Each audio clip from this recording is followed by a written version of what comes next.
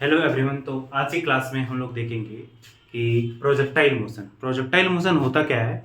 Projectile motion में किसी particle को थीटा एंगल से फेंका जाता है और वापस ग्राउंड टू ग्राउंड प्रोजेक्टाइल में पार्टिकल ग्राउंड पे आती है। ड्यूरिंग दिस मोशन पार्टिकल जो है एक पैराबोलिक पाथ फ्लो करती है। पैराबोलिक पाथ जो होता है वो एक 2D मोशन का एग्जाम्पल है। मतलब अगर आप किसी भी मोशन को देख रहे हैं तो वो 2D है या नहीं है, ये कैसे पता कर लीजिएगा। प्रोजेक्टाइल पढ़ने से पहले मैं आपको ये बताना चाहता हूं कि हमारा कोई भी मोशन 2D मोशन है या 1D मोशन है, उसका एग्जाम्पल। तो छोटा सा पहले एक टॉपिक डिस्कस कर लेता हूं। 2D मोशन से प्रोजेक्टाइल मोशन से पहले 2D motion 2D motion 2D motion अगर 2D मोशन की बात किया जाए तो पहला एक एग्जांपल में एक पोजीशन वेक्टर लिखता हूं जो कि 3i cap plus 4j cap 3i cap plus 4j cap. ये 3i कैप और 4j cap 3i cap and 4j cap ये बताना चाहता है कि x में 3 और y में 4, x में 3 एंड y में 4। तो अगर आप इसे xy प्लेन में ड्रॉ करना चाहें, अगर आप इसे xy प्लेन में ड्रॉ करना चाहें, x में 3, x में चलो 3 चल गए, y में 4, y में 4, मतलब 3,4 हमारा पार्टिकल यहां पर है।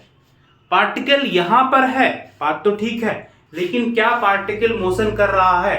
तो पार्टिकल कोई प्रकार का मोशन नहीं कर रहा है, ये तो सिर्फ पोजीशन बता रहा है, ये किसी प्रकार का कोई मोशन नहीं कर रहा है। अगर तुम इसको डिफरेंशिएशन भी कर पाओगे dr/dt से तो उसके रेस्पेक्ट में भी ये जीरो देगा, क्योंकि ये तो टाइम का फंक्शन है ही नहीं। तो डिफरेंशिएशन भी करोगे तो जीरो आएगा। मतलब यहां पार्टिकल किस में है? Particle is in rest. ये पार्टिकल तो रेस्ट पे है। मतलब अगर कहीं पर x और y कोऑर्डिनेट दिख जाए तो सिर्फ ये नहीं बोल देना है कि पार्टिकल 2D मोशन कर रहा है, पहले पता करना है कि पार्टिकल कहीं पोजीशन तो नहीं बता रहा है, पोजीशन देख लेना है पार्टिकल का, तब कुछ कमेंट करना है। एक एग्जांपल और लेते हैं बच्चों। r = 3t i cap plus 4t j cap. यहां दूसरा पोजीशन वेक्टर है r = 3t i cap plus 4t j cap. ये दूसरा पोजीशन वेक्टर है, ये पहला था, ये दूसरा है। और दूसरे पोजीशन वेक्टर को अगेन मैंने क्या बताया, आप इस पोजीशन वेक्टर को डिफरेंशिएट कीजिएगा। किसी भी पोजीशन वेक्टर का जब डिफरेंशिएशन करते हैं तो डिफरेंशिएशन आपको उसकी वेलोसिटी देता है। तो चलो बच्चों मैं करता हूं क्या, dr/dt। जब आप dr/dt करते हैं तो ये क्या मिलेगा आपको, 3i cap plus 4j cap. ये इक्वेशन आपको क्या बताना चाहता है कि मैं तो वेलोसिटी हूं 3i cap plus 4j cap का। 3i कैप का मतलब होता है कि वेलोसिटी इन x डायरेक्शन में 3 मीटर पर सेकेंड है।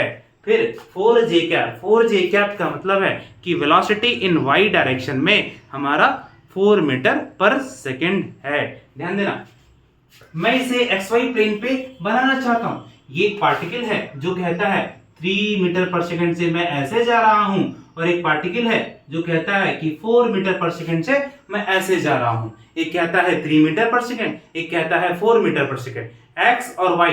बट तुमने तो वेक्टर पढ़ रखा है ना, इस वेक्टर के अकॉर्डिंग इन दोनों का जो रिजल्टेंट होगा दिस इज 5 मीटर पर सेकंड से कुछ ऐसे चला जाएगा। तो बताओ बच्चों, पार्टिकल यहाँ 2D कर रहा है या 1D कर रहा है? पार्टिकल जो है वो एक ही लाइन पे, एक स्ट्रेट लाइन पे जा रहा है। पार्टिकल अगर ध्यान से देखें, पार्टिकल एक स्ट्रेट लाइन पे जा रहा है, मतलब पार्टिकल एक स्ट्रेट लाइन का मोशन कर रहा है। मतलब ये जो मोशन है ये एक 1D मोशन का एग्जांपल है, ये एक 1D मोशन का एग्जांपल।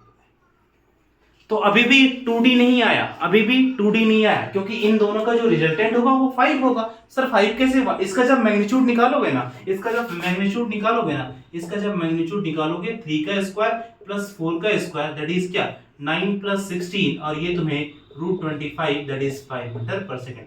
इसीलिए मैं कहा यहाँ से 5 मीटर पर सेकंड आया।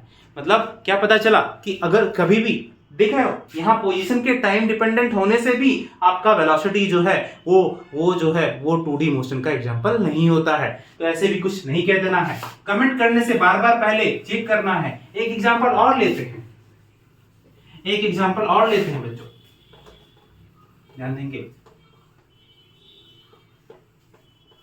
अगला एग्जाम्पल होगा r बराबर that is 3ti cap plus 4t square j cap. इस बार देखना बच्चों, 3ti cap plus 4t square j cap, 4t square j cap. Again ये पोजीशन वेक्टर है, इस पोजीशन वेक्टर का डिफरेंशिएशन क्या होगा, ये क्या होगा 3i cap plus 8t j cap, 8t j cap, 3i cap plus 8t j cap. ठीक है, ध्यान देना बच्चों, मतलब dr बाई dt होता क्या है, dr बाई dt हमारा वेलोसिटी होता है, this is 3i cap plus 8t j cap. मतलब x में जो वेलोसिटी है, x में हमारी जो वेलोसिटी है वो 3 मीटर पर सेकंड है और वो कांस्टेंट है।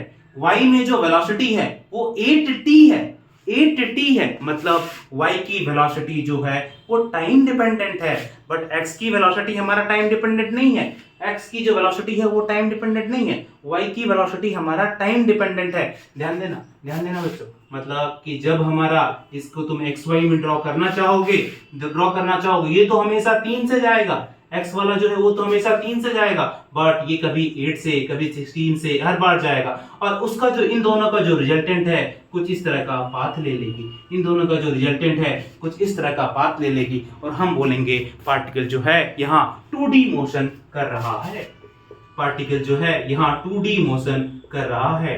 मतलब सीधी बात निकल के ये आया कि कभी भी तुमको वेलोसिटी अगर दिख जाए और वेलोसिटी अगर टाइम डिपेंडेंट हो जाए, वेलोसिटी के टाइम डिपेंडेंट होने से हम बोलेंगे पार्टिकल जो है 2D मोशन कर रहा है, अदरवाइज 2D मोशन नहीं कर रहा है। यहां देखो बच्चों, वेलोसिटी हमारा कितना है 3i cap plus 8t j cap, 3i cap plus 8t j cap, मतलब 3i के प्लस 8t j कैप, मतलब ये टाइम डिपेंडेंट है, इसीलिए हमारा ये 2D मोशन का एग्जांपल है।